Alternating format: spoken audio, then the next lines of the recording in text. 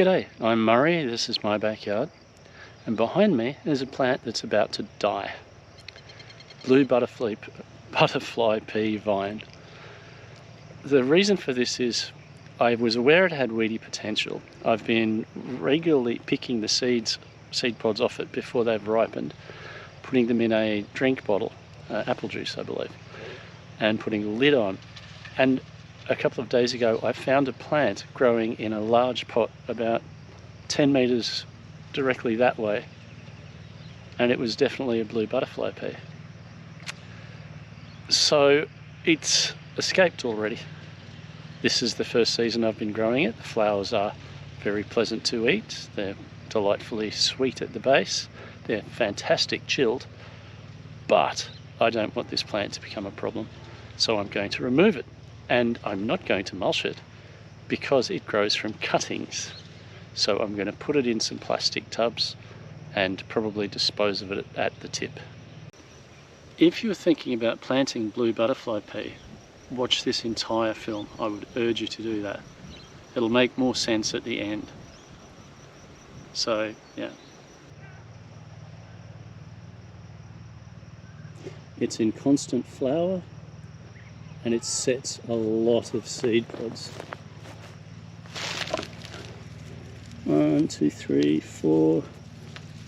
And I do pick these regularly and dispose of them. Bigger one. So yeah, I don't want to let this get away from me. So it's going to have to go. Some of you may have seen this blue butterfly pea plant before. There's actually 2 of them on the fence in a garden build I'm working on, where I've got a mulch bed down close to the fence so I can just drop mulch that I get out of the garden into it, and then a banana bed further out. So it's hopefully going to be a self-fertile garden bed. Apart from its use in salads, the blue butterfly pea is also used as a food colouring and an ingredient for a herbal tea or a herbal tea on its own. I've tried it. It was very colourful, a very vivid shade of blue, but it wasn't a particularly tasty tea on its own. I suspect it's often blended with other ingredients. Being a vine, the plant has of course twined around the fence in a fashion that makes it very difficult to take off long pieces of plant material at times. You have to cut it, then unwrap a section, and then cut it again and unwrap it further. So it is a painful plant to remove. It's incorrect to say this is one plant.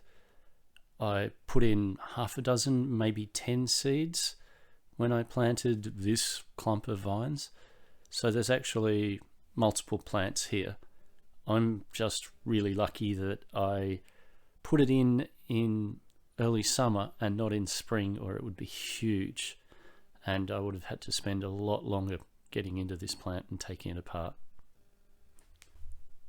I couldn't finish this clump of plants in one afternoon session, so I come back the next afternoon and finish it off and move on to the other smaller clump of plants a little further up the fence.